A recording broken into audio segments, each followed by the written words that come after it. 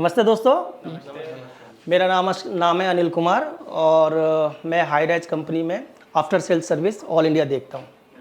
तो आज मैं आपको बताने वाला हूँ कि हम अपने सॉफ्टवेयर को और कितने अच्छे तरीके से कैलिब्रेट कर सकते हैं और डायग्नोस कर सकते हैं। मान लो कोई प्रॉब्लम आती है तो उसको कैसे डायग्नोस करना है और कैसे कैलिब्रेट करना है, वो सारी चीज़ें आज मैं आपको बताऊँगा। तो सबसे पहले अपने सॉफ्टवेयर को समझ लेते हैं हम लोग।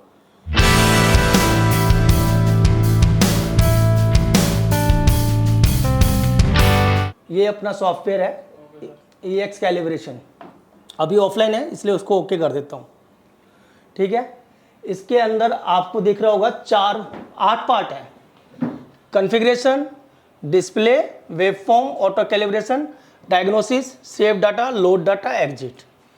तो सबसे पहले हम लोग कॉन्फ़िगरेशन में जाएंगे और समझेंगे कि कॉन्फ़िगरेशन में हम लोग क्या करते हैं।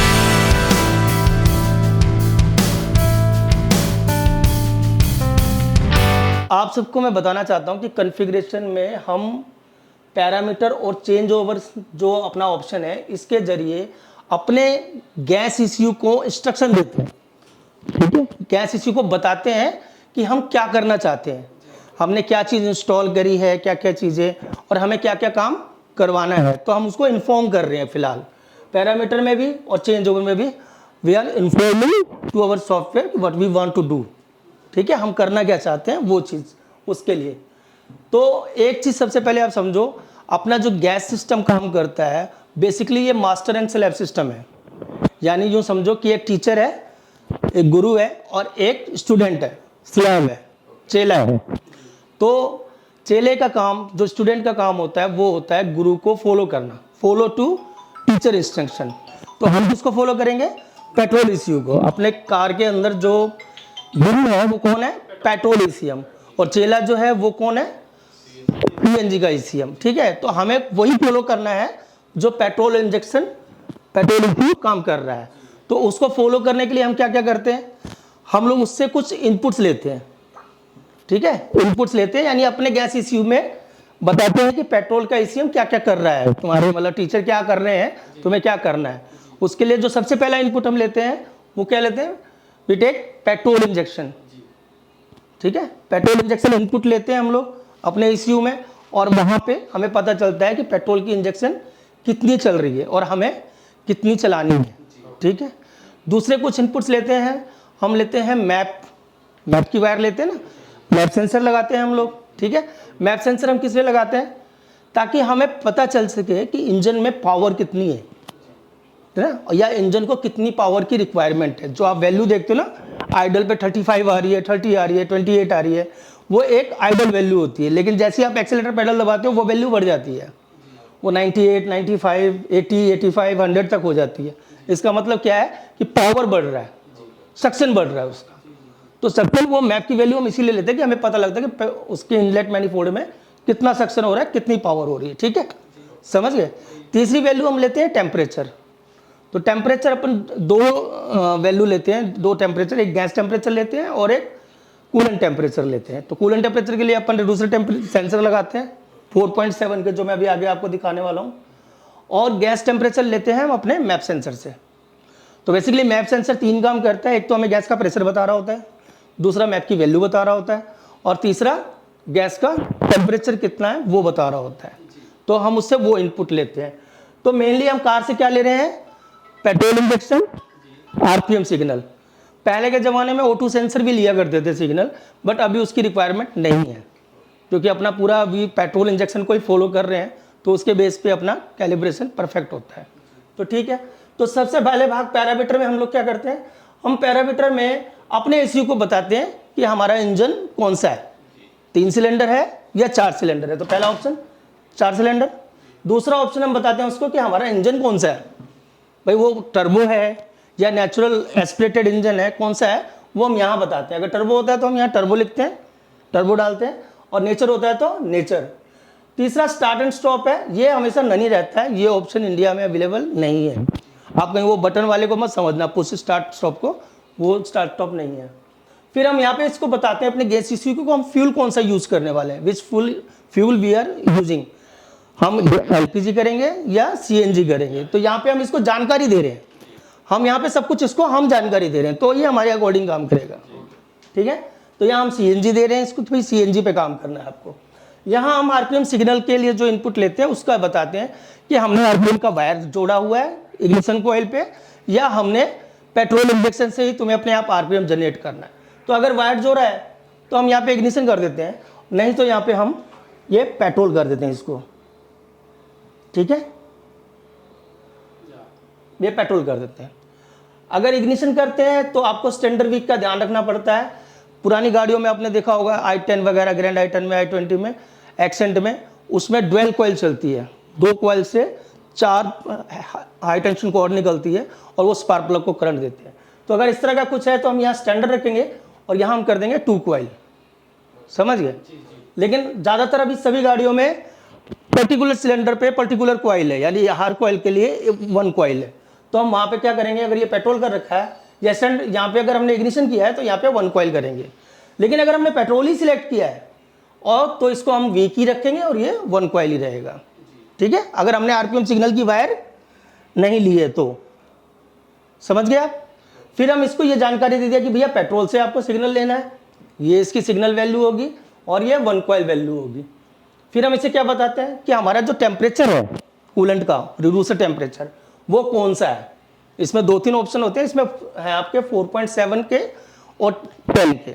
ये के का मतलब किलो ओम्स होता है। ठीक है, उसके बाद हम ये बताते हैं रेल टाइप कि रेल हम कौन सी लगा रहे हैं। तो रेल भी आप लोग जानते होंगे, बहुत तरह की रेलें आती हैं। अपनी एक्सन की भी रेल आती है, टोमेसेटो की भी आती है, वोल्टेक आती है, रेल कंपनी बनाती है जो IG1 के नाम से आती है ना। तो उस तरह की अगर रेल जो हम सिलेक्ट करते हैं अपनी किट में, हम जो सिलेक्ट करते हैं वो करते हैं टोमेसेटो 2 ओम्स। क्या करते हैं? टोमेसेटो 2 ओम्स। ठीक है, अगर आप कोई रेल दूसरी डालते हो, वोल्टेक डालते हो, तो आप चेंज कर सकते हो उसके हिसाब से। ठीक है, उसके बाद स्विच टाइप अपन LED रखते हैं क्योंकि ये इसी पैरामीटर पे काम करता है। और जो अपना लेवल सेंसर है वो है CV08। यानी लेवल सेंसर भी कई तरह का होते हैं, मैंने type of level sensor AB होता है जो हम LPG वगैरह में यूज करते हैं। ठीक है, और भी अलग होते हैं। तो हमारा जो काम कर रहा है वो CV08 पे काम कर रहा है। तो यहां हमने क्या किया, इसको पैरामीटर इंफॉर्मेशन दे दिया है अपने सॉफ्टवेयर को कि ये चीजों पे आपको काम करना है। फिर दूसरी चीज हम इसको क्या बोलते हैं कि आप भैया चेंज ओवर में हम बेसिकली इसमें 2 पार्ट है। जो ये लेफ्ट साइड का पार्ट देख रहे हो ये हमें पेट्रोल से गैस पे करने के लिए इसके जो पैरामीटर दे रखे हैं, और ये जो पार्ट है ये गैस से पेट्रोल पे करने के लिए दिए हुए हैं। ठीक है, ये पेट्रोल से गैस पे करने के लिए और ये गैस से पेट्रोल पे करने के लिए। तो गैस से पेट्रोल पे क्यों करना वो भी बताता हूं। पहले पेट्रोल से गैस पे करना है हमें, तो हमें क्या क्या उसको बताया है हमने सबसे पहले बता रहे हैं उसको कि भैया आप इतने RPM पे इसको चेंज ओवर करोगे, कितने आप 700 800 1000 कुछ भी रख सकते हो। कोशिश करो 1000 ही रखो, क्योंकि कई बार क्या होता है कि अगर आप चेंज ओवर हो रहा है तो उस टाइम कोई वाइब्रेशन वगैरह कस्टमर को फील ना हो, इसके लिए ये करना है। ठीक है, तो हम यहाँ पे अपने सॉफ्टवेयर को बता ECU को बता रहे हैं ये आपको 1000 RPM पे चेंज ओवर करना है। यहाँ आप टेम्परेचर दे सकते हो 20 30 40, बट मेरा आपसे सजेशन होगा कि आप यहाँ पे एटलीस्ट 20 टेम्परेचर रखें, क्योंकि हर गाड़ी जो भी इंजन आप कोल्ड टाइम में स्टार्ट करते हैं सुबह, तो आप देखेंगे कि इंजन का RPM बढ़ जाता है ऑटोमेटिकली, क्योंकि वो पेट्रोल को उस हिसाब से प्रोग्राम किया होता है। ठीक है, पेट्रोल ECU को वो इसलिए प्रोग्राम किया होता है क्योंकि कोल्ड इंजन जो होता है वो जर्क मारता है, हंटिंग करता है। तो वो हंटिंग ना फील हो कस्टमर को, इसके लिए क्या करते हैं, ये RPM को इंक्रीज कर देते हैं बाय थ्रोटल। ठीक है, तो हमें थोड़ा सा वार्म कंडीशन में ही गाड़ी को चेंज ओवर करना है, इसलिए 40 डिग्री।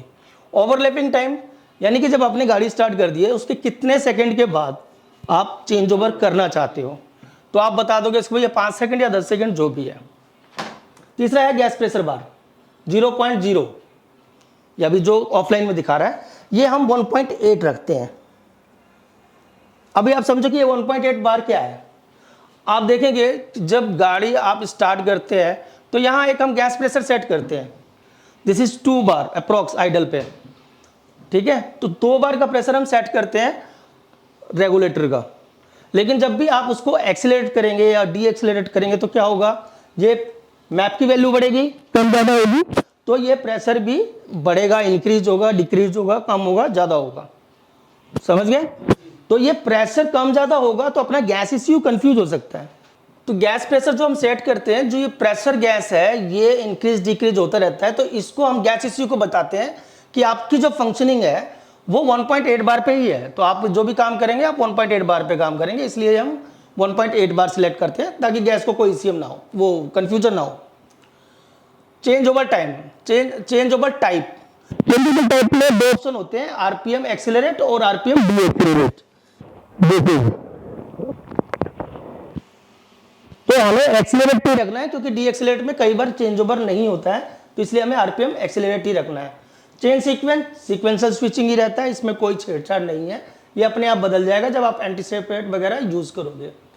अब ये हो गया आपका कि हमने बताया गैस ECU को कि आपको कब पेट्रोल से गैस पे जाना है, when you change over on gas mode. अभी ये दूसरा जो पोर्शन है, ये हम इसमें गैस ECU को will tell to our gas ECM कि when you change over on petrol mode, gas to petrol mode, तो वहां पे क्या क्या कंडीशन है, petrol use of engine speed, कितनी, how much you want change over on how much speed. तो speed के लिए हम RPM यूज करते हैं, यहाँ 21 से शुरू है, 2100, इट्स बिगन फ्रॉम 2100।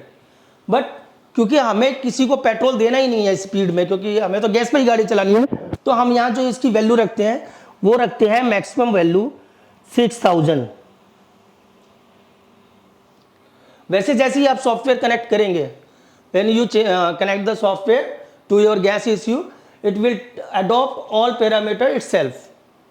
ये खुद ब खुद अपने पैरामीटर को सिलेक्ट कर लेता है, इस गैस ECU की ये खासियत है। ठीक है, इसके बाद आता है petrol use of injection time. Injection time वही होता है जो ये पेट्रोल इंजेक्शन चल रहा है, ये पेट्रोल इंजेक्शन का ही टाइम को हम इंजेक्शन टाइम बोलते हैं। तो अगर आप पर्टिकुलर, मान लीजिए आप किसी गाड़ी में एक्सेलरेट कर रहे हैं और उसके किसी पर्टिकुलर पेट्रोल इंजेक्शन पे आपको कोई जर्क आ रहा है, प्रॉब्लम आ रही है, तो आप वहां पे भी इसको पेट्रोल को दे सकते हैं। लेकिन क्योंकि हमें पेट्रोल देना ही नहीं है, तो हम यहाँ क्या करते हैं, इसकी मैक्सिमम वैल्यू रखते हैं जो कि है 30। ठीक है, क्योंकि नॉर्मली जो पेट्रोल इंजेक्शन हाई एक्सेलरेशन पे जाता है वो 20 to 25 तक ही जाता है, 30 तक बहुत रेयर ही है, तो इसलिए हम इसे मैक्सिमम वैल्यू पे रखते हैं। तीसरी चीज आती है RPM फॉर आइडेंटिफाइड, यानी कितने RPM पे उसको हम पेट्रोल दे सकते हैं। तो उसके लिए इसमें ऑप्शन बहुत सारे हैं। तो ये पैरामीटर कब यूज करना होता है, जब हम मान लीजिए कोई ऐसी गाड़ी है जिसका ऐड में प्रॉब्लम है, कुछ इस तरह की दिक्कत है, तो उस कंडीशन में आइडल स्टेबल नहीं होता है, even not on petrol mode.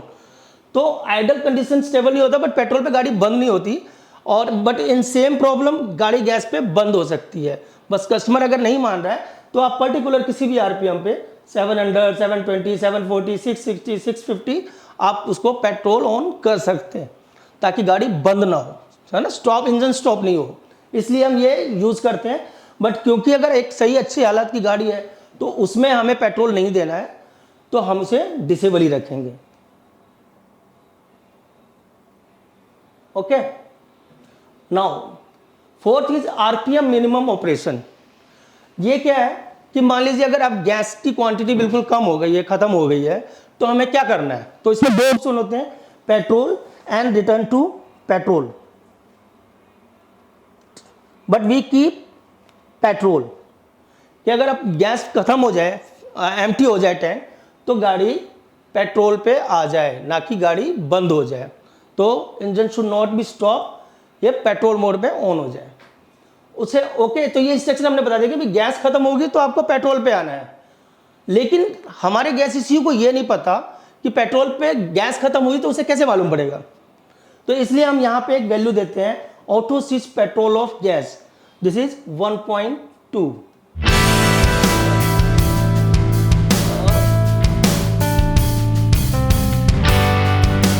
1.2 बार।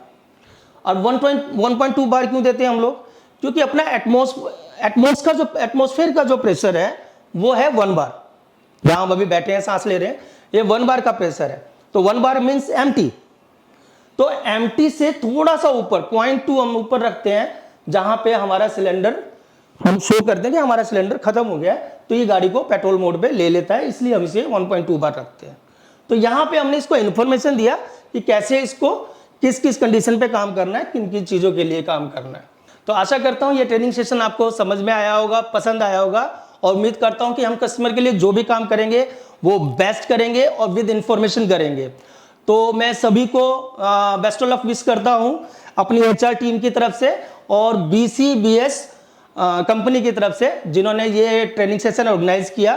तो आप सबसे निवेदन है कि आप एक अच्छा काम करें और सब्सक्राइब करें, लाइक करें हमारे चैनल को, VCBS TV को। तो thank you so much, all the best.